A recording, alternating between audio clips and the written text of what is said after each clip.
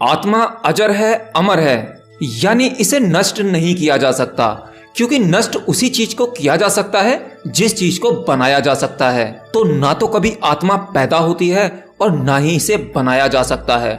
शास्त्रों की अगर माने तो आत्मा उस परमेश्वर विराट का ही एक अंश है। यह केवल शरीर बदलता है और इस आत्मा के लिए शरीर केवल एक उपकरण का काम करता है। हम इंसानों को आत्मा के बारे में जानने के लिए जीवन में एक ना एक बार तो जरूर जिज्ञासा होती है, लेकिन इस आत्मज्ञान को पाने में 99% लोग फेल हो जाते हैं और जो आत्मज्ञान को पा लेते हैं वह मुक्त हो जाते हैं। आत्मा केवल शरीर बदलती है, यह कभी नहीं मरती और ना ही जन्म लेती है। ऐसा श्री कृष्ण भगवान ने भगवत गीता में कई बार कहा है। केवल 1 या 2 धर्मों को छोड़कर दुनिया के सभी धर्म पुनर्जन्म पर यकीन करते हैं। तो क्या आत्मा दूसरा जन्म लेती है? और अगर आत्मा दूसरा जन्म लेती है तो उसकी समय सीमा क्या होती है? वो मरने के कितने समय बाद दूसरा जन्म ले लेती है? शायद आप में से कई लोग इस बात को जानते हों, लेकिन जो लोग नहीं जानते आज उन्हें भी पता लग जाएगा। अब इस पर यकीन करना न करना आपके हाथ में है। वैसे कई बार आत्मा और शरीर पर वैज्ञानिक रिसर्च भी हो चुके हैं, जिसमें कई लोगों ने अपना डेथ एक्सपीरियंस बताया है और जिन लोगों ने डेथ एक्सपीरियंस किया है उन सभी लोगों की बातों में काफी समानता पाई गई है। तो वैज्ञानिक तौर पर साबित होता है कि डेथ एक्सपीरियंस काफी लोगों ने किया है। तो कैसा होता है डेथ एक्सपीरियंस, मैं आपको बताता हूँ। तो मृत्यु के समय जब आत्मा शरीर छोड़ती है तो शायद आप लोगों को पता ही होगा, मरने से कुछ ही दिन पहले इंसान को दिखना भी कम होने लगता है और साथ ही खाना पीना भी छोड़ देता है। यह बिल्कुल वही स्टेज होती है जब एक बच्चा पैदा होता है। वह बहुत कम खाना खाता है और उसे अपने होने या ना होने का कोई बोध नहीं होता।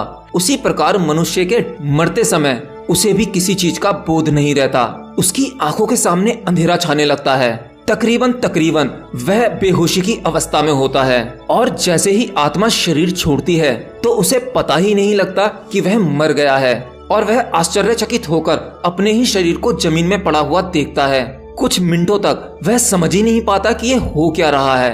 वह अपने ही शरीर को अपने ही सामने पड़ा देखता है और आसपास लोगों की भीड़ या उनका रोना धोना देखता है और कुछ ही समय बाद उसे पता लग जाता है कि मैं मर गया हूँ, मैंने शरीर छोड़ दिया है। और उसे उस टाइम ये भी पता लग जाता है कि मैं नहीं मरा, ये शरीर ही नष्ट हुआ है।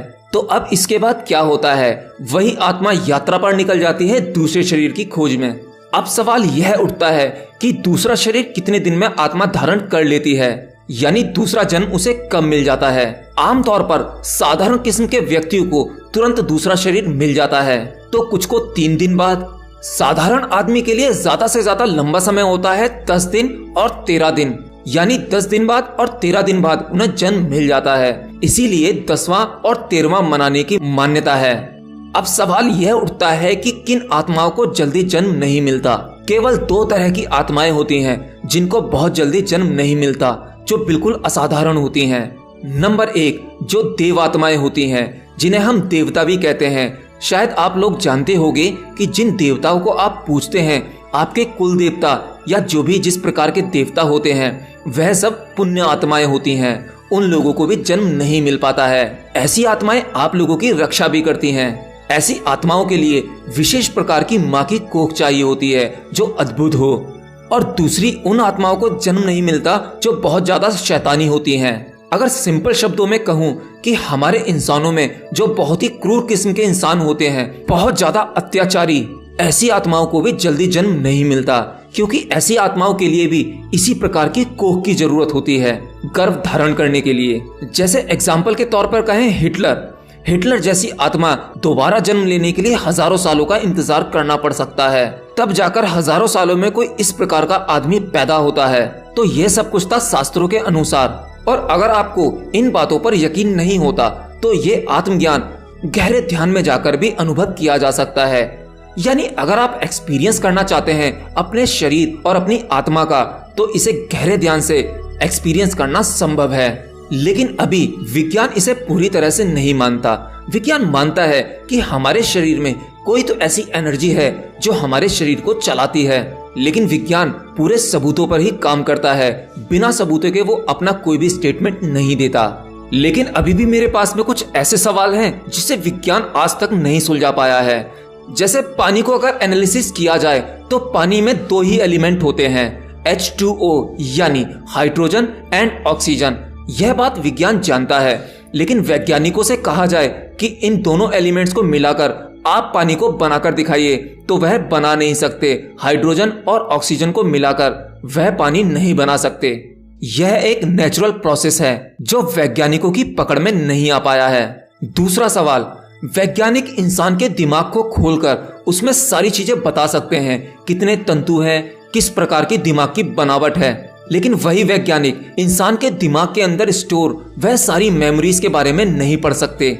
जबकि हमारे दिमाग में सभी मेमोरीज स्टोर हो जाती हैं, लेकिन उन मेमोरीज को वैज्ञानिक नहीं समझ सकते, यानी वह डाटा दिमाग से नहीं निकाला जा सकता। इस जन्म की तो दूर की बात है, हमारे इस छोटे से दिमाग में हजारों जन्मों की मेमोरीज स्टोर होती है और दिमाग की कैपेसिटी अनलिमिटेड है, यानी कि हमारा यह छोटा सा दिमाग अनलिमिटेड मेमोरी को स्टोर कर सकता है।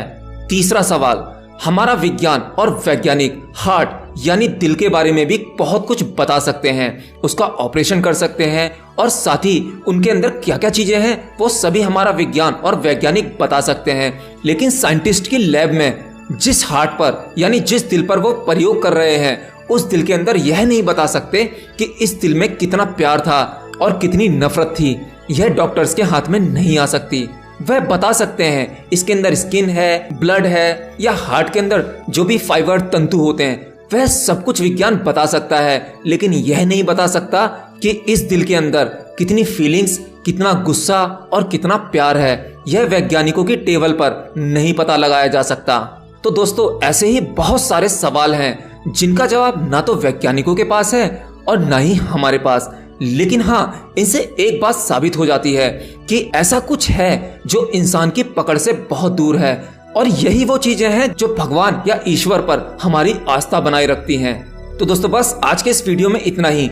अगर वीडियो अच्छा लगा हो तो लाइक कर देना, ज्यादा से ज्यादा शेयर कर देना, और अगर ये चैनल आप पहली बार देख रहे हो तो हमारे चैनल को सब्सक्राइब भी कर सकते हो, क्योंकि मैं ऐसे ही इंटरेस्टिंग वीडियोस आप लोगों के लिए लाता रहता हूँ। तो मिलते हैं अगले वीडियो में, तब तक के लिए बाय बाय।